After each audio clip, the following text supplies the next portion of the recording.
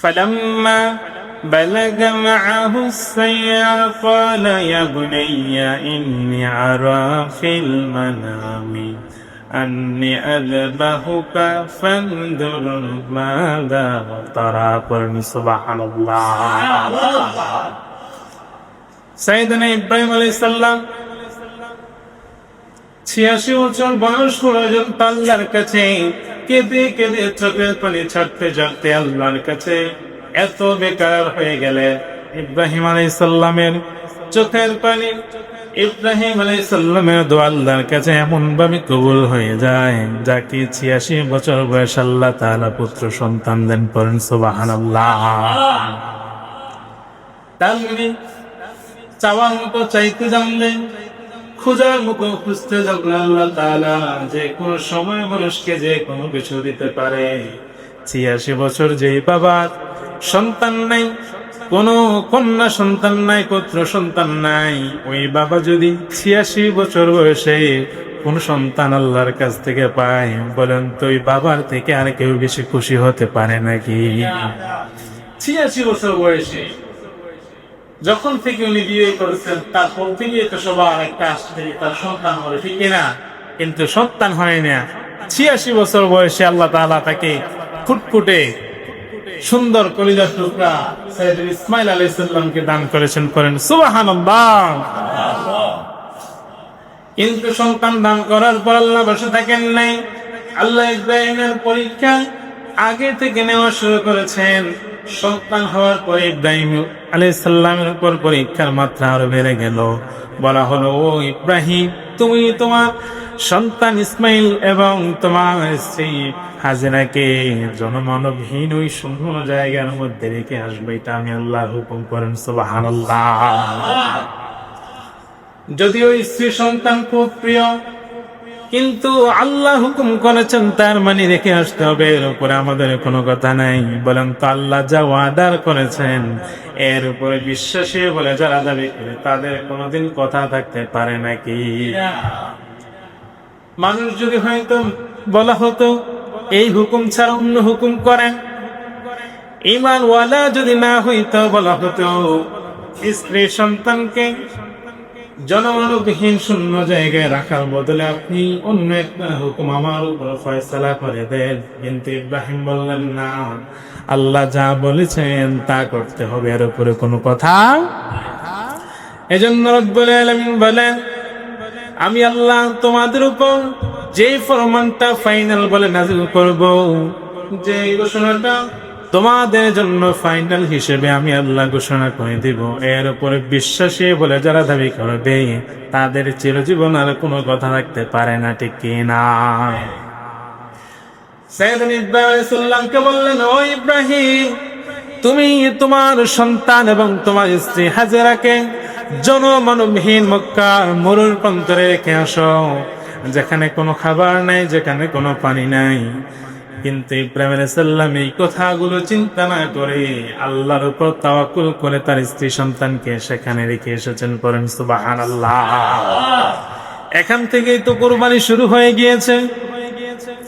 86 বছর বয়সে আল্লাহ তাআলা যাকে সন্তান দিলেন, আবার আল্লাহ তাআলা তাকে সন্তানের পরীক্ষা নেওয়ার জন্য, আল্লাহর সে কতটুকু আল্লাহকে ভালোবাসে এই পরীক্ষা নেওয়ার জন্য 86 বছর পর যে সন্তানকে পেলেন, প্রথমে আল্লাহ বললেন ওই সন্তান এবং স্ত্রীকে দূরে পাঠিয়ে দাও। দূরে পাঠিয়ে দিলেন। দূরে যখন কয়েক বছর রাখা হয়ে গেল, ইব্রাহিম আলাইহিস সালাম যখন সন্তানের জন্য পাগল পারা হয়ে যায়, আল্লাহর হুকুম ছাড়া স্ত্রী সন্তানকে দেখতেও যেতে পারে না। যখনই আল্লাহ হুকুম দেয় তখনই দেখতে যেতে পারে, ঠিক কিনা? যখন আল্লাহ দেখলেন সাইয়েদনা ইব্রাহিম আলাইহিস সালামের ভিতরে সাইয়েদনা ইসমাঈল আলাইহিস সালামের জন্য অফুরন্ত ভালোবাসা তৈরি হয়ে গিয়েছে, আল্লাহ বলেন আমি ইব্রাহিমকে একটু পরীক্ষা করে দেখতে চাই সাইয়েদনা ইব্রাহিম কি তার সন্তান ইসমাঈলকে বেশি ভালোবাসে নাকি আমি আল্লাহকে বেশি ভালোবাসে। সাইয়েদনা ইব্রাহিম আলাইহিস সালাম রাতের বেলা ঘুমের ঘরে আচ্ছন্ন তিনি ঘুমিয়ে আছেন। হঠাৎ করে স্বপ্নে দেখতে লাগলেন তিনি তেনার সন্তান সাইয়েদনা ইসমাইল আলাইহিস সালামকে মিনার উপর উঠায়া জবাই করতেছে। বলেন সুবহানাল্লাহ। বিভিন্ন নবীদের ওহী ছিল স্বপ্ন, তার স্বপ্ন দেখতো এটাই ওহী, ঠিক না?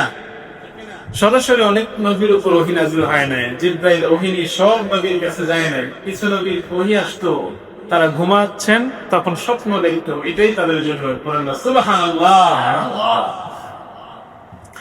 ইব্রাহিম আলাইহিস সালাম বুঝতে পারলেন আল্লাহর পক্ষ থেকে হুকুম চলে এসেছে, আমার কলেজার টুকরা সন্তান ইসমাইলকে জবাই করতে হবে, অর্থাৎ কোরবানি করা লাগবে। ইব্রাহিম আলাইহিস সালাম দেরি করলেন না, সকাল বেলা বের হয়ে গেলেন মক্কার উদ্দেশ্যে। যাচ্ছেন আর মনে মনে কান্না করতে শুরু করলেন, মনে মনে কষ্ট পেতে লাগলেন। হায় রে, যে সন্তানকে 86 বছর আল্লাহর কাছ থেকে খুঁজে খুঁজে আমি আমার কাছে এনেছি, ওই সন্তানকে ভালো করে একটু আদরও করতে পারি না, কোলেও নিতে পারি না। আবার রবের পক্ষ থেকে হুকুম চলে এসেছে যেন এই সন্তানকে কোরবানি করি। মনের মধ্যে একটু ব্যথা লাগতেছে, কষ্ট লাগতেছে, কিন্তু কিছু করার নাই, কারণ কোরবানি দিতে হবে। হুকুমটা করেছেন কে? আল্লাহ হুকুম করেছেন, এর উপরে আমাদের কোনো কথা নাই। আল্লাহ যা বলেছেন এটাই ফাইনাল, আল্লাহ যা ঘোষণা দিয়েছে এটাই ফরজ, অন্য কোনো চিন্তা করা যাবে না। সাইয়েদনা ইব্রাহিম যেতে যেতে যেখানে বিবি হাজেরাকে এবং সন্তান ইসমাইলকে রেখে আসলেন, ওইখানে গিয়ে সালাম দিলেন, আসসালামু আলাইকুম ইয়া হালাল বাইত। ঘর থেকে হাজেরা বের হয়ে আসলেন সন্তান ইসমাইলকে নিয়ে। ইসমাইলকে হাজেরা বলতে লাগলো, ও ইসমাইল, তুমি কি চিনো নাকি এই লোকটাকে? ইসমাইল বলতে লাগলো, না চিনি না। হাজেরা বলতে লাগলো, ইসমাইল, জেনে রাখো, শুনে রাখো, এটা হলো তোমার বাবা, জন্মদাতা পিতা ইব্রাহিম। পড়েন সুবহানাল্লাহ। কৌশল বিনিময় করার পর ইব্রাহিম আলাইহিস সালাম বলতে লাগলো, স্ত্রী আমার, ও হাজেরা, শোনো শোনো, সাইয়েদনা ইসমাইলকে সুন্দর করে একটু সাজিয়ে গুছিয়ে দাও। হাজেরা জিজ্ঞাসা করতে লাগলো, স্বামী আমার, আসলেন ঘরেও বসলেন না, আবার বলতেছেন ইসমাইলকে সাজিয়ে গুছিয়ে দেওয়ার জন্য আমার সন্তান ইসমাইলকে নিয়ে আপনি কোথায় যাবেন? সাইয়েদনা ইব্রাহিম বলতেও পারে না যে জবাই করতে যাব। ইব্রাহিম আলাইহিস সালাম কৌশল করে বলতে লাগলো, মালিক দাওয়াত দিয়েছে, মালিকের দাওয়াতে যেতে হবে। ইন দ্য মিন টাইমে এই কথা শুনে হাজেরা ভাবতে লাগলো, হয়তো দুনিয়ার কোন রাজা বাদশাহ দাওয়াত করেছে, সেজন্য মায়া করে দয়া করে সন্তানকে নিয়ে যাওয়ার জন্য এসেছে। হাজেরা সুন্দর মতো ইসমাইলকে সাজিয়ে গুছিয়ে দিলেন স্বামী ইব্রাহিমের সঙ্গে। ইব্রাহিম আলাইহিস সালাম যখন সন্তানকে নিয়ে যাচ্ছে, শয়তানের মাথা গরম হয়ে গেল। শয়তান বলতে লাগলো, ইব্রাহিম, যত আল্লাহ তাআলা যত পরীক্ষা ইব্রাহিমকে দেয়, ইব্রাহিম সব পরীক্ষার মধ্যে প্লাস দিয়ে পাস করে ফেলে। এই পরীক্ষার মধ্যেও যদি সাইয়েদনা ইব্রাহিম আলাইহিস সালাম পাস করতে পারে, তাহলে গোটা পৃথিবীর মধ্যে কাফেরদের সবাই মুসলমান হয়ে যাবে। পড়েন সুবহানাল্লাহ। শয়তান চিন্তা করতে লাগলো, কেমন করে ইসমাইলকে কোরবানির হাত থেকে বাঁচানো যায়। আসলে ইসমাইলকে বাঁচানো তার উদ্দেশ্য না, উদ্দেশ্য হচ্ছে ইব্রাহিমকে হারিয়ে দেওয়া। করে নাউযুবিল্লাহ। ইসমাইলের প্রতি কোনো আলাদা দরদ নাই, বরং উদ্দেশ্য হচ্ছে ইব্রাহিম যেন পরীক্ষার মধ্যে পাস না করতে পারে। নাউযুবিল্লাহ বলবেন না? হাজেরাকে গিয়ে বলতে লাগলো, হাজেরা, তোমার সন্তান ইসমাইলকে তোমার স্বামী ইব্রাহিম কোথায় নিয়ে যায় জানো নাকি? হাজেরা বলতে লাগলো, মালিক দাওয়াত দিয়েছে, মালিকের দাওয়াতে যাচ্ছে তারা। শয়তান বলতে লাগলো, হাজেরা, তোমার স্বামী ইব্রাহিমকে দুনিয়ার কোনো মালিক দাওয়াত দেয় নাই, বরং তোমার স্বামী ইব্রাহিম ইসমাইলকে নিয়ে যাচ্ছে জবাই করার জন্য। শয়তান যখন বলতে লাগলো, তোমার স্বামী ইব্রাহিম তোমার কলিজার টুকরা সন্তান ইসমাইলকে নিয়ে যাচ্ছে জবাই করার জন্য, হাজেরা বলতে লাগলো, শয়তান, ধোঁকা দিস না আমাকে। যেই বাবা 86 বছর বয়স পর্যন্ত আল্লাহর কাছে কেঁদে কেঁদে কেঁদে কেঁদে সন্তানকে দুনিয়ার জমিনে এনেছে। বাবা হয়ে সন্তানকে কোনোদিন কি জবাই করতে পারে নাকি? শয়তান বলতে লাগলো, আল্লাহ হুকুম করেছে ইসমাইলকে জবাই করার জন্য। এবার হাজেরা চোখের পানি ছেড়ে দিয়ে বলতে লাগলো, শয়তান শুনে রাখ, আল্লাহ যদি অর্ডার করে থাকে আমার ইসমাইলকে জবাই করতে হবে, আমার একটা ইসমাইল কেন, আল্লাহ যদি আমাকে 1000 ইসমাইল দান করে, আমি আল্লাহর রাস্তায় 1000টা ইসমাইল কোরবানি করে দেবো। সুবহানাল্লাহ। তারপরে শয়তান দেখে এখানে কাজ করার সুযোগ নেই, হাজেরাকে ধোঁকা দেওয়ার কোনো সুযোগ নাই।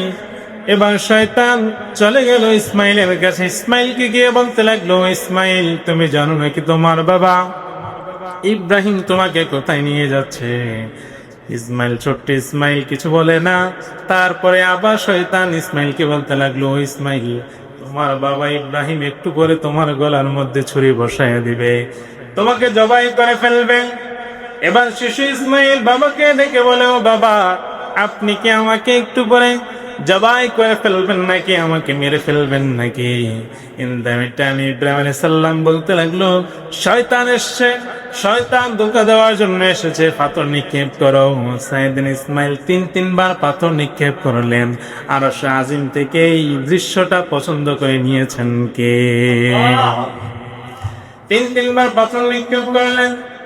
যে জায়গার মধ্যে পাথর নিক্ষেপ করলেন আল্লাহ কবুল করে নিয়েছেন। শুধু কবুল করেন নাই, আল্লাহ তাআলা এই পৃথিবীর যত হাজিরা মক্কা মদিনার মধ্যে হজ করতে যাবে সবাইকে ওই জায়গার মধ্যে গিয়ে শয়তানকে পাথর নিক্ষেপ করা কিয়ামত পর্যন্ত ওয়াজিব করে দিয়েছেন কে?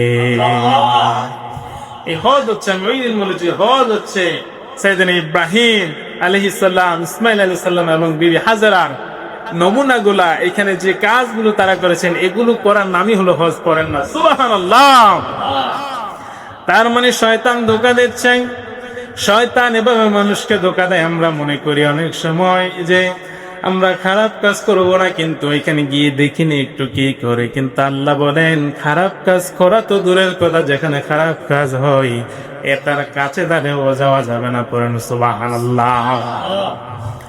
এজন্য রব্বুল আলামিন বলেন, ইয়া আইয়ুহান নাসু কুলু মিম্মা ফিল আরদি হালালান তাইয়্যিবা ওয়া লা তাত্তাবিউ খুতুওয়াতিশ শাইতান ইন্নাহু লাকুম আদুউম মুবিন। পড়ুন সুবহানাল্লাহ।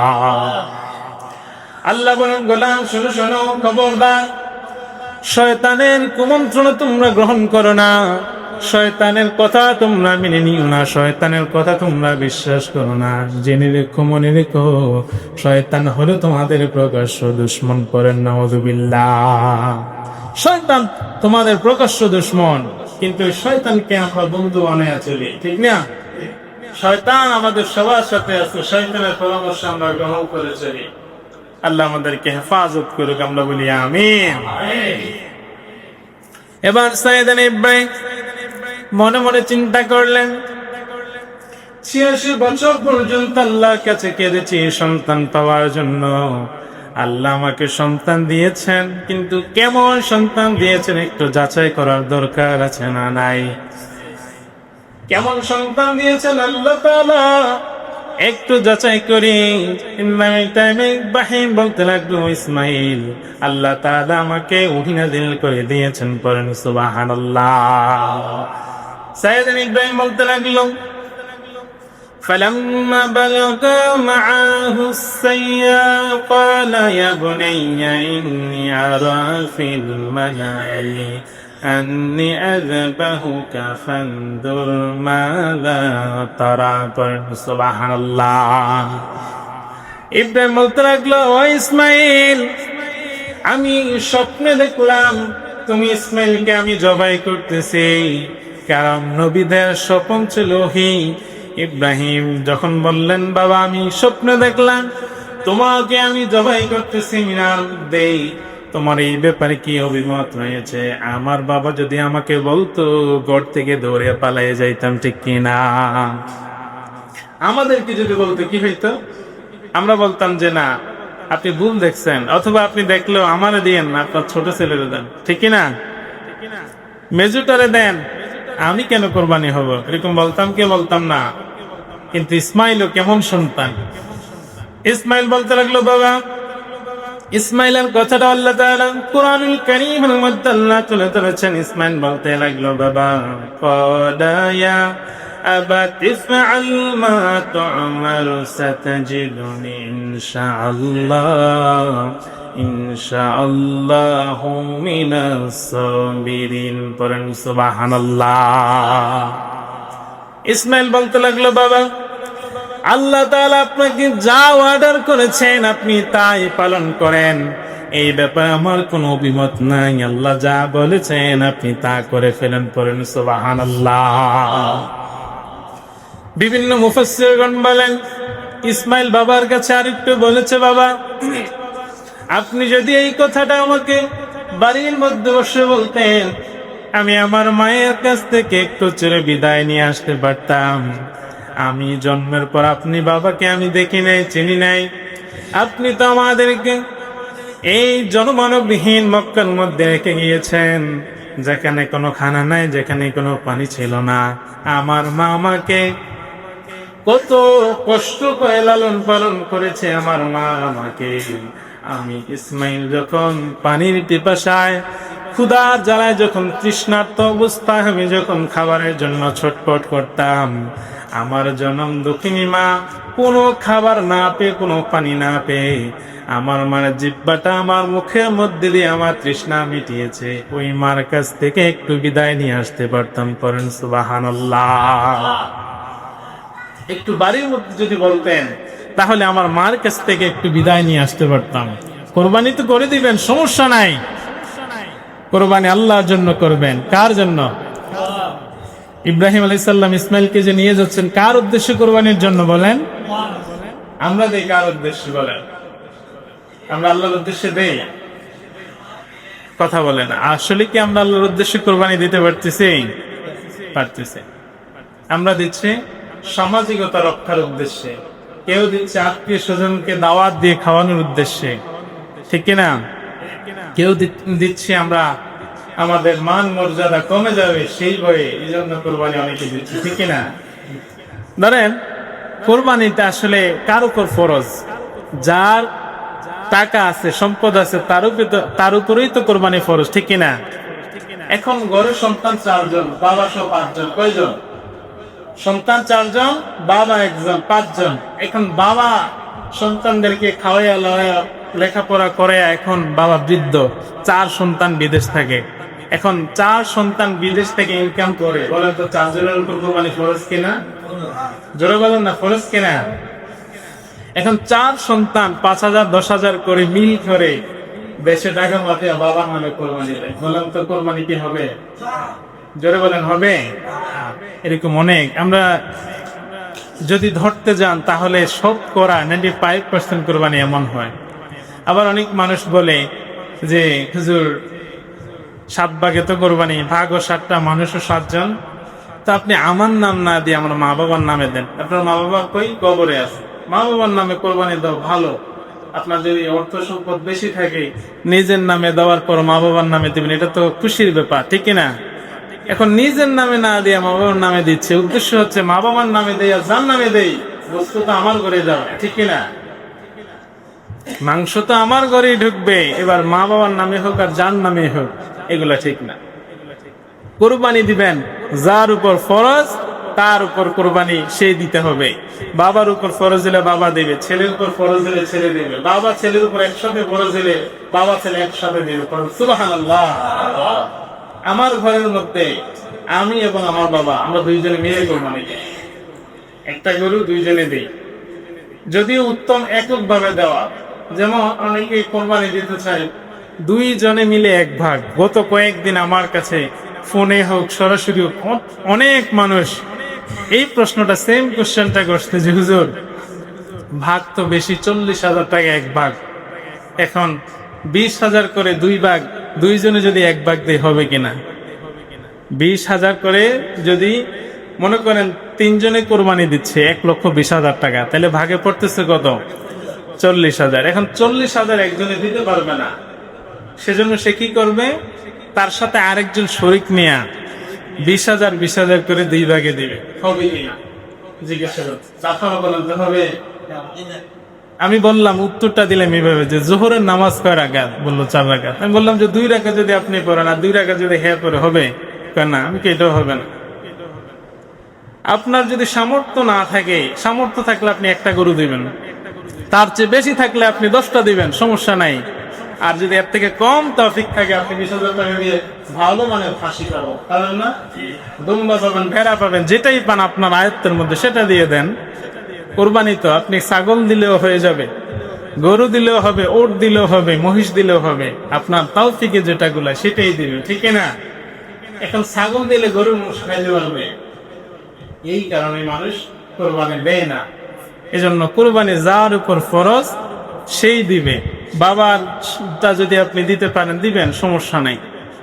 আপনার নিজের উপর ফরজ ওইটা দিবেন আগে, তারপরে মা বাবা যারা আছে, যদি মা বাবার ইনকাম সোর্স না থাকে, যদি দিতে না পারে, তাহলে তার উপর ফরজ না। হজ কি সবার উপর ফরজ? হজ যেরকম সবার উপর ফরজ না, কোরবানিও সেরকম সবার উপর ফরজ না। কিন্তু আমাদের দেশে দেখা যায় কোরবানিটা আমরা পরিবার কেন্দ্রিক করে ফেলেছি, যে পরিবারে একজনে কোরবানি দিবে, সবাই মিলে মাংস খাবে, এরকম না। আগে একটা সময় ছিল কোরবানির গোশত নিজেরা খেতে পারতো না, কোরবানি মানেই হচ্ছে তো ত্যাগ করা, ঠিক না? কিন্তু উম্মত মুহাম্মদী হিসেবে আল্লাহ তাআলা আমাদেরকে ভালোবেসে আমাদের কোরবানির গোশত আমাদেরকে খেতে আল্লাহ তাআলা হুকুম দিয়েছেন, পড়েন সুবহানাল্লাহ। তার মানে যার কাছে 1,90,000 টাকার মতো থাকবে সেই কোরবানি দিতে হবে, এটা ফরজ, এটা মানতে হবে। হুকুম দিয়েছেন কে? ইসমাইল বলতে লাগলো, বাবা আপনি যদি বাড়ি থেকে একটু বলতেন, আমি আমার মার কাছ থেকে একটু বিদায় নিয়ে আসতে পারতাম। যেই মা আমার জন্য এত কষ্ট করলো, যেই মা আমাকে এত কষ্ট করে লালন পালন করেছে, ওই মায়ের কাছ থেকে একটু বিদায় নিয়ে আসতাম। বাবা তারপরে সমস্যা নেই, আপনি বিচলিত হবেন না। আমাকে যখন জবাই করবেন, আমার রক্ত মাখা ড্রেসটা, আমার জামাটা খুলেনি, আমার মায়ের কাছে আপনি দিয়ে বলবেন, ইসমাইল চির বিদায় নিয়েছে, যাওয়ার আগে তোমাকে সালাম দিয়েছে, পড়েন সুবহানাল্লাহ। এবার ইসমাইল বলতে লাগলো, বাবা আপনি যদি চোখটা না বাঁধেন, হয়তো মায়ার কারণে আপনি জবাই করতে আমাকে দ্বিধাবোধ করতে পারেন, আর আমার হাত পা গুলো একটু বেঁধে দেন, যেন মৃত্যুর যন্ত্রণা, আপনি যখন আমার গলার মধ্যে ছুরি বসাবেন, মৃত্যুর যন্ত্রণায় যেন আমার হাত পা ছুটে না গিয়ে আপনার কদমের মধ্যে লাগে। কারণ আপনার কদমের মধ্যে যদি লেগে যায় তাহলে বেয়াদবি হয়ে যাবে, আল্লাহ বেজার হয়ে যাবে। সেজন্য আমার হাত পা গুলো একটু বেঁধে দেন, আর আপনার চোখগুলো একটু বেঁধে আমাকে কোরবানি দিয়ে দেন, পড়েন সুবহানাল্লাহ। এবার ইসমাইলকে শোয়া ফেললেন মিনার মধ্যে, যেখানে বর্তমান হাজিরা গিয়ে কোরবানি দেয়। ইসমাইলকে শোয়ানোর পর ইব্রাহিম আলাইহিস সালাম গলার মধ্যে বিসমিল্লাহ বলে ছুরি লাগায়। আল্লাহ ওয়াদার করলেন, ও ছুরি, এই তোর ছুরির মাধ্যমে, ছুরির আঘাতের কারণে আমার ইসমাইলের যেন একটা পশম না ছিঁড়ে, পড়েন সুবহানাল্লাহ। প্রথমবার ট্রাই করলেন, ইব্রাহিমের গলার মধ্যে ছুরি বসে না, ইসমাইলের গলার মধ্যে ছুরি বসে না, ইসমাইলের একটা পশম কাটে না। এবার সাইয়েদনা ইব্রাহিম আলাইহিস সালাম রাগ করে খুবই পাথরের মধ্যে আঘাত করলেন, যে ছুরিটা দিয়ে এতক্ষণ ইসমাইলের গলা কাটে না, ইসমাইলের গলার একটা পশম কাটে না, ওই ছুরি দিয়ে পাথরের মধ্যে আঘাত করার সঙ্গে সঙ্গে পাথর 2 টুকরো হয়ে 2 দিকে চলে গিয়েছে, পড়েন সুবহানাল্লাহ। এবার ইব্রাহিম আলাইহিস সালাম ইসমাইলকে বলতে লাগলো, বাবা এবার ফাইনাল রেডি হয়ে যাও, এবার আর সুযোগ নাই। আল্লাহ তাআলা কখন যেন বেজার হয়ে যায়, আমি তোমার গলার মধ্যে ছুরি দিই কিন্তু ছুরি আঘাত করে না। In the meantime Ismail আলাইহিস সালামের গলার মধ্যে যখন ইব্রাহিম আলাইহিস সালাম ছুরি দিবে এমন একটা সময় আল্লাহ তাআলা জিব্রাইলকে বললেন, ও জিব্রাইল যাও, যাওয়ার সময় জান্নাত থেকে একটা দুম্বা নিয়ে দুনিয়ার মধ্যে যাও। আমি আমার ইসমাইলকে জবাই করা আমার উদ্দেশ্য নয়, বরং ইসমাইলকে জবাই করার জন্য যে ইচ্ছা পোষণ করেছে আমি আল্লাহ এতে ইব্রাহিমের উপর খুশি হয়ে গিয়েছে। পড়েন সুবহানাল্লাহ। সাইয়েদনা জিবরাইল আলাইহিস সালাম যখন জান্নাত থেকে দুম্বা নিয়ে 7 আসমান পাড়ি দিয়ে যখন প্রথম আসমানের মধ্যে আসলেন, এসে দেখতে লাগলেন সাইয়েদনা ইব্রাহিম ইসমাইলের গলার মধ্যে ছুরি বসে ফেলবে। এমন একটা সময় সাইয়েদনা জিবরাইল আলাইহিস সালাম আকাশ থেকে নামার সময় পাবে না, সেজন্য জিবরাইল আওয়াজ করে বললেন আল্লাহু আকবার, আল্লাহু আকবার। ইব্রাহিম আলাইহিস সালাম উপরের দিকে তাকায়া আল্লাহু আকবার, আল্লাহু আকবার শোনার পরে ইব্রাহিম আলাইহিস সালাম আবার বলতে লাগলেন আল্লাহু আকবার, আল্লাহু আকবার। ইন দ্য টাইমে নিচ থেকে ইসমাইল আলাইহিস সালাম বলতে লাগলো লা ইলাহা ইল্লাল্লাহু, আল্লাহু আকবার, আল্লাহু আকবার, লিল্লাহিল হামদ, সুবহানাল্লাহ। এই কথা বলার সঙ্গে সঙ্গে ইব্রাহিম আলাইহিস সালাম আর এক মুহূর্ত দেরি করলেন না, ইসমাইলের গলার মধ্যে ছুরি বসায় দিলেন। ইসমাইলের গলা আলাদা হয়ে গেল। টাইমে হাতের মধ্যে যখন রক্ত লাগলো, ইব্রাহিম আলাইহিস সালাম চোখের পুট থেকে কাপড় সরাইয়া দেখতে লাগলেন ছোট্ট ইসমাইল, শিশু ইসমাইল পাশে দাঁড়িয়ে রয়েছে, আর অচিনা একটা পশু আল্লাহর রাস্তায় কোরবানি হয়ে গিয়েছে। পড়েন সুবহানাল্লাহ। সাইয়েদনা জিবরাইল ইসমাইল আলাইহিস সালামকে উঠায়া ওই জান্নাত থেকে আনা দুম্বাটা ইসমাইলের জায়গায় শোয়ে দিয়েছে। ইব্রাহিম আলাইহিস সালাম ওইটাকে জবাই করে দিয়েছে। কুরবানি কবুল করে নিয়েছেন কে? আল্লাহ। সন্তানকে কুরবানি দেওয়ার জন্য আল্লাহ হুকুম দিয়েছেন। ইব্রাহিম আলাইহিস সালাম এক মুহূর্ত ভাবে নাই, আল্লাহ হুকুম দিয়েছেন, যা বলেছেন তাই করতে হবে, ঠিক কিনা? কারণ তিনি হচ্ছেন আমাদের রব। এখন কেউ কেউ বলবে যে আল্লাহ যা বলেছেন এগুলো মধ্যযুগের কথা, এই যুগে এগুলো চলে না, ঠিক কিনা? কেউ এরকম বলে কি বলে না? এই যে গত কয়েকদিন আগে রামিসা নামে একটা মেয়ে ধর্ষণের শিকার হয়ে যে জীবন হারালো, আপনারা শুনছেন? এখানে দল বিদলের কোনো কথা নাই। ইসলাম বলেছেন কিসাস করো, হত্যার বদলে হত্যা, ঠিক কিনা? ওয়াকাত্তানা আইদিয়াহুম। ওই মেয়েটাকে শুধু ধর্ষণই করে নাই, তার দেহ থেকে গর্দানটা আলাদা করে ফেলছে। নাউযুবিল্লাহ বলেন না। তাকে ছোট্ট করার জন্য তার হাত পা কেটে দেহটাকে 2-3 টুকরা করে ফেলছে। নাউযুবিল্লাহ বলেন না। সে লোক আসামি ধরাও করছে, এখন সে আসামি তদন্ত করার জন্য 6 দিন সময় লাগবে। আসামি তো ধরাই আছে, তদন্ত করার জন্য কেন সময় লাগবে বলে? এখানে অনেক ধরনের লোক থাকতে পারেন, দল বিষয় না, মানবতা বিষয়, কোরআন আগে, ঠিক কিনা? এখন আমাদের দেশের আইন হচ্ছে আইনের কিতাব এত বড়, কিন্তু আজ পর্যন্ত একটা আইন প্রয়োগ করতে দেখছেন? আইনমন্ত্রীর কি সন্তান নাই? আমার আপনার সন্তান নাই? তাহলে ওই সন্তানটাও তো আমাদের মতো কারো সন্তান, ঠিক কিনা? ওই বাবার জায়গায় নিজেকে দাঁড় করে দেখেন কেমন লাগে। ওই বাবার কাছে কেমন লাগে তার কলিজার টুকরা সন্তানের সাথে যখন এই অবস্থা হয়। শুধু কি এই এখনই হইছে? এই দেশে অহরহ হচ্ছে, কোনো বিচার নাই। কত মেয়েরা, কত বোনেরা দর্শনের শিকার হয়ে প্রাণ হারিয়েছে, এই দেশের মধ্যে তার কোন বিচার হয় না। হয়েছে? যদি একটা বিচার হইতো, যদি বাইতুল মুকাররমে এই জুমার দিন বাইতুল মুকাররমের সামনে এসে জুমার নামাজের পরে সবার সামনে যদি জল্লাদকে দিয়ে গর্দান কাটা হইতো আর সমস্ত মিডিয়া চ্যানেলকে দেখানো হইতো, কয়েকদিনের মধ্যে এই দেশের মধ্যে নারীরা রাত্রে 1টা-2টার দিকে রাস্তা দিয়ে হেঁটে যাবে, তাদের দিকে চোখ তুলে তাকানোর মতো এরকম নরপিশাচ থাকতো না, ঠিক কিনা? কিন্তু এই দেশের মধ্যে বিচার তো নাই।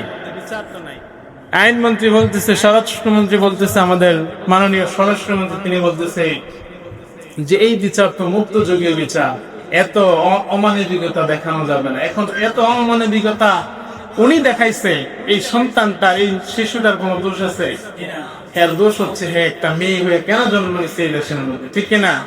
এই বাংলাদেশের সাথে বর্তমান আরবের সেই জাহিলি যুগের 1500 বছর আগের অনেক মিল আছে, আছে না নাই?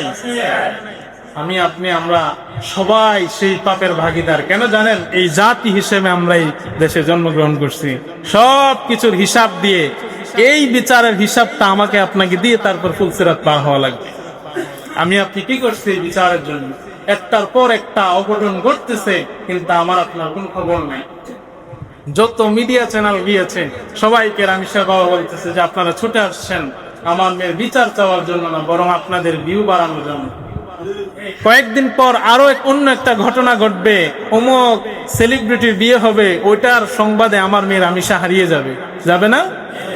এটাই তো হচ্ছে, এটাই তো এই দেশের গত 20 বছর যখন থেকে বুঝি, যখন থেকে শুনতেছি নিউজ, তখন থেকে এটাই তো দেখছি। আজ পর্যন্ত কারো সঠিক বিচার পাইছেন?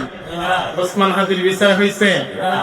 যত মায়েরা যত বোনেরা ইজ্জত হারাইছে, এই মা এই বোনদের ইজ্জতের কোন বিচার হয়েছে এই দেশের মধ্যে?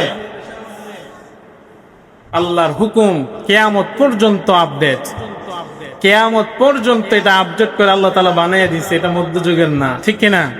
এখন আপনি যদি বলেন কোরআন সূরা ফাতিহা ১৫০০ বছর আগে নাযিল হয়েছে, এখন এটা দিয়ে নামাজ শুরু করার দরকার নেই, অন্য একটা সূরা দিয়ে শুরু করো, হবে?